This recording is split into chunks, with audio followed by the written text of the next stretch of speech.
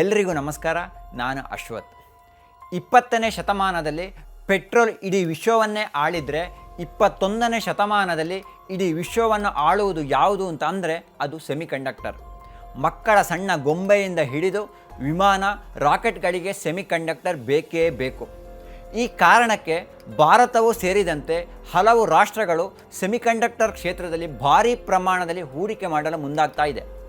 ಹೀಗಾಗಿ ಇಲ್ಲಿ ಭಾರತ ಏನು ಮಾಡ್ತಾ ಇದೆ, ಚಿಪ್ಪುಗಳು ತಯಾರಾದರೆ ರೇಟ್ ಎಷ್ಟು ಕಡಿಮೆ ಆಗಬಹುದು, ಸೆಮಿಕಂಡಕ್ಟರ್ ಕ್ಷೇತ್ರದಲ್ಲಿ ಯಾವೆಲ್ಲ ದೇಶಗಳು ಮುಂಚೂಣಿಯಲ್ಲಿವೆ, ಈ ಕ್ಷೇತ್ರದಲ್ಲಿರುವ ಸವಾಲು ಏನು ಇತ್ಯಾದಿ ವಿಚಾರಗಳನ್ನು ನಾನು ಇಲ್ಲಿ ವಿವರಿಸ್ತಾ ಇದ್ದೀನಿ. ಭಾರತದ ಸೆಮಿಕಂಡಕ್ಟರ್ ಕ್ಷೇತ್ರಕ್ಕೂ ಗಲ್ವಾನ್ ಘರ್ಷಣೆ ಕೋವಿಡ್-19ಗೂ ಏನು ಸಂಬಂಧ ಅಂತ ಕೇಳಿದರೆ ಸಂಬಂಧ ಇದೆ. 2020ರಲ್ಲಿ ಗಲ್ವಾನ್ನಲ್ಲಿ ಚೀನಾ ಸೈನಿಕರ ಜೊತೆ ಭಾರತದ ಸೈನಿಕರು ಕಾದಾಟ ನಡೆಸಿ ಬಿಸಿ ಮುಟ್ಟಿಸಿದರು. ಈ ಘರ್ಷಣೆಯ ನಂತರ ಭಾರತ ಚೀನಾ ವಸ್ತುಗಳ ಆಮದನ್ನು ಕಡಿಮೆ ಮಾಡಿ ದೇಶದಲ್ಲೇ ಉತ್ಪಾದನೆ ಮಾಡಲು ಹಲವು ಯೋಜನೆಗಳನ್ನು ರೂಪಿಸಿತು. ಈ ಮಧ್ಯೆ ಕೊರೋನಾ ಬಂತು, ವಿಶ್ವಾದ್ಯಂತ ಲಾಕ್ಡೌನ್ ಜಾರಿಯಾಯಿತು. ಅದರಲ್ಲೂ ಕೋವಿಡ್ ಸೃಷ್ಟಿಕರ್ತ ದೇಶವಾದ ಚೀನಾದಲ್ಲಿ ಕಠಿಣವಾದ ಲಾಕ್ಡೌನ್ ನಿಯಮ ಜಾರಿಯಾಗಿತ್ತು. ಫ್ಯಾಕ್ಟರಿಗಳು ದೀರ್ಘ ಸಮಯ ಬಂದಾಗಿದ್ದವು. ದೀರ್ಘ ಸಮಯ ಚೀನಾದ ಫ್ಯಾಕ್ಟರಿಗಳು ಬಂದಾಗಿದ್ದರಿಂದ ವಿಶ್ವಕ್ಕೆ ಸಮಸ್ಯೆಯಾಗತೊಡಗಿತ್ತು. ಯಾಕೆಂದರೆ ವಿಶ್ವದ ಫ್ಯಾಕ್ಟ್ರಿ ಯಾವುದು ಅಂತಂದರೆ ಅದು ಚೀನಾ. ಅಲ್ಲಿನ ಫ್ಯಾಕ್ಟರಿಗಳು ಬಂದಾಗಿದ್ದರಿಂದ ಕಚ್ಚಾ ವಸ್ತುಗಳು ಸರಿಯಾಗಿ ಪೂರೈಕೆ ಆಗ್ತಾ ಇರಲಿಲ್ಲ. ಭಾರತದಲ್ಲಿ ಹಲವು ಉದ್ಯಮಗಳಿಗೂ ಸಮಸ್ಯೆ ಆಯಿತು. ಅದರಲ್ಲೂ ಆಟೋಮೊಬೈಲ್ ಕ್ಷೇತ್ರಕ್ಕೆ ಭಾರಿ ಹೊಡೆತ ನೀಡಿತು.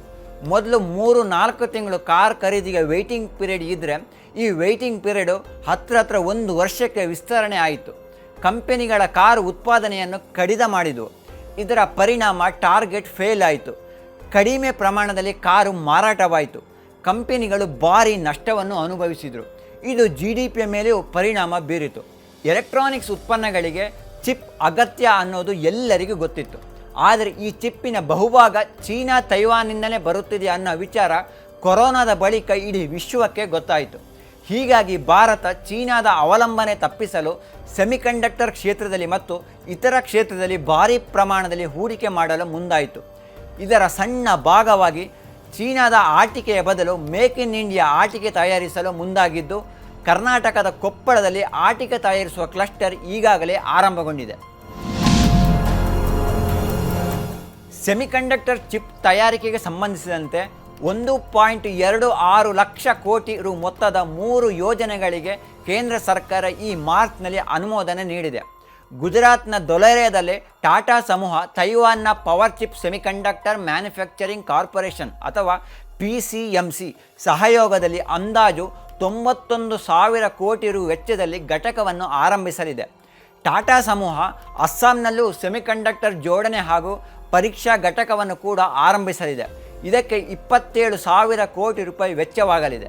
CJ ಪವರ್ ಕಂಪನಿಯು ಗುಜರಾತ್ನ ಸಾನಾನ್ನಲ್ಲಿ, ಜಪಾನ್ನ ರೆನೆಸಾಸ್ ಎಲೆಕ್ಟ್ರಾನಿಕ್ಸ್ ಕಾರ್ಪೊರೇಷನ್ ಮತ್ತು ಥೈಲ್ಯಾಂಡ್ನ ಸ್ಟಾಸ್ ಮೈಕ್ರೋ ಎಲೆಕ್ಟ್ರಾನಿಕ್ಸ್ ಸಹಯೋಗದಲ್ಲಿ 7,600 ಕೋಟಿ ರೂಪಾಯಿ ಹೂಡಿಕೆ ಮಾಡಲಿದೆ. ಕಳೆದ ವರ್ಷ ಕೇಂದ್ರ ಸರ್ಕಾರವು ಅಮೆರಿಕದ ಮೈಕ್ರಾನ್ ಟೆಕ್ನಾಲಜಿಯ ಕಂಪನಿಗೆ ಗುಜರಾತ್ನಲ್ಲಿ ಸೆಮಿಕಂಡಕ್ಟರ್ ಘಟಕ ಆರಂಭಿಸಲು ಒಪ್ಪಿಗೆ ನೀಡಿತ್ತು. ಇವೆಲ್ಲ ಯೋಜನೆಗಳಿಗೆ ಕೇಂದ್ರ ಹಾಗೂ ರಾಜ್ಯ ಸರ್ಕಾರಗಳಿಂದ ಸಬ್ಸಿಡಿಯ ಪ್ರಯೋಜನ ಸಿಗುತ್ತೆ. ಪಂಜಾಬ್ನ ಮೊಹಾಲಿಯಲ್ಲಿ ಸೆಮಿಕಂಡಕ್ಟರ್ ಪ್ರಯೋಗಾಲಯವನ್ನು 10,000 ಕೋಟಿ ರೂಪಾಯಿ ವೆಚ್ಚದಲ್ಲಿ ಆಧುನೀಕರಣಗೊಳಿಸುವ ಆಲೋಚನೆ ಕೂಡ ಮಾಡಿದೆ. 2021 ಡಿಸೆಂಬರ್ನಲ್ಲಿ ಕೇಂದ್ರ ಸರ್ಕಾರವು 76,000 ಕೋಟಿ ರೂಪಾಯಿ ಮೌಲ್ಯದ ಉತ್ತೇಜನ ಯೋಜನೆಯನ್ನು ಪ್ರಕಟಿಸಿತು. ಕೇಂದ್ರ ಹಾಗೂ ರಾಜ್ಯ ಸರ್ಕಾರಗಳು ಚಿಪ್ ತಯಾರಿಕೆಗೆ ನೆರವು ಒದಗಿಸುವುದು ಈ ಯೋಜನೆಯ ಪ್ರಮುಖ ಭಾಗ. ಮೈಕ್ರಾನ್ ಕಂಪನಿಯ ಅಂದಾಜು 22,000 ಕೋಟಿ ರೂಪಾಯಿ ಮೌಲ್ಯದ ಯೋಜನೆಗೆ ಕೇಂದ್ರ ಸರ್ಕಾರ %50 ನೆರವು ಹಾಗೂ ಗುಜರಾತ್ ಸರ್ಕಾರ %20 ನೆರವನ್ನು ಒದಗಿಸಲಿದೆ. ಚಿಪ್ ಉತ್ಪಾದನೆಯಲ್ಲಿ ತೈವಾನ್ ಮೊದಲ ಸ್ಥಾನದಲ್ಲಿದೆ. ಯಾಕೆ ನಂಬರ್ 1 ಅಂದರೆ ಅಲ್ಲಿ ಇರುವ TSMC ಅಥವಾ ತೈವಾನ್ ಸೆಮಿಕಂಡಕ್ಟರ್ ಮ್ಯಾನುಫ್ಯಾಕ್ಚರ್ ಕಂಪನಿಯಿಂದಾಗಿ ಮೊದಲ ಸ್ಥಾನವನ್ನು ಪಡೆದಿದೆ. ಈ ಕಂಪನಿಯಲ್ಲಿ ಸರ್ಕಾರವೇ ದೊಡ್ಡ ಷೇರುದಾರನಾಗಿದ್ದು 1987ರಲ್ಲಿ ಈ ಕಂಪನಿ ಆರಂಭಗೊಂಡಿದೆ. ಚಿಪ್ ತಯಾರಿಸುವ ದೇಶಗಳ ಪೈಕಿ ತೈವಾನ್ 50%, ದಕ್ಷಿಣ ಕೊರಿಯಾ 17%, ಜಪಾನ್ 9%, ಚೀನಾ 5% ಪಾಲನ್ನು ಹೊಂದಿದೆ. ಈಗ ಭಾರತ ಈ ಕ್ಷೇತ್ರಕ್ಕೆ ಎಂಟ್ರಿ ನೀಡ್ತಾ ಇದೆ. 2022ರಲ್ಲಿ ಭಾರತದ ಸೆಮಿಕಂಡಕ್ಟರ್ ಮಾರುಕಟ್ಟೆಯ ಆದಾಯ $27 ಬಿಲಿಯನ್ ಇದ್ದರೆ 2026ರಲ್ಲಿ ಇದು $55 ಬಿಲಿಯನ್ ತಲುಪಬಹುದು ಅಂತ ಅಂದಾಜಿಸಲಾಗಿದೆ. ವಿಶ್ವದ ಮಾರುಕಟ್ಟೆಯನ್ನು ಪರಿಗಣಿಸಿದರೆ 2022ರಲ್ಲಿ $570 ಬಿಲಿಯನ್ ಆದಾಯವಿದ್ದರೆ 2030ರ ವೇಳೆಗೆ $1 ಟ್ರಿಲಿಯನ್ ತಲುಪಬಹುದು ಅಂತ ಅಂದಾಜಿಸಲಾಗಿದೆ. ಭಾರತದಲ್ಲೇ ಚಿಪ್ ತಯಾರಾದರೆ ಸದ್ಯ $1,00,000 ಬೆಲೆ ಬಾಳುವ ಲ್ಯಾಪ್ಟಾಪ್ಗಳು $40,000 ಸಿಗಬಹುದು ಅಂತ ಅಂದಾಜಿಸಲಾಗಿದೆ. ಚೀನಾಕ್ಕೆ ಹೋಲಿಸಿದರೆ ಭಾರತಕ್ಕೆ ವಿರೋಧಿಗಳ ಸಂಖ್ಯೆ ಕಡಿಮೆ ಇದೆ. ಚೀನಾ, ಪಾಕಿಸ್ತಾನ ಬಿಟ್ಟರೆ ವಿಶ್ವದ ಬಹುತೇಕ ದೊಡ್ಡ ರಾಷ್ಟ್ರಗಳ ಜೊತೆ ಭಾರತ ಉತ್ತಮ ಸಂಬಂಧವನ್ನು ಹೊಂದಿದೆ. ಎರಡನೇದಾಗಿ, ಭಾರತ ಈಗ ಯುವ ದೇಶವಾಗಿದೆ. 66% ಜನ 35 ವರ್ಷದ ಒಳಗಡೆ ಇದ್ದಾರೆ. ಹೀಗಾಗಿ ನೌಕರರ ಸಮಸ್ಯೆ ಆಗಲ್ಲ.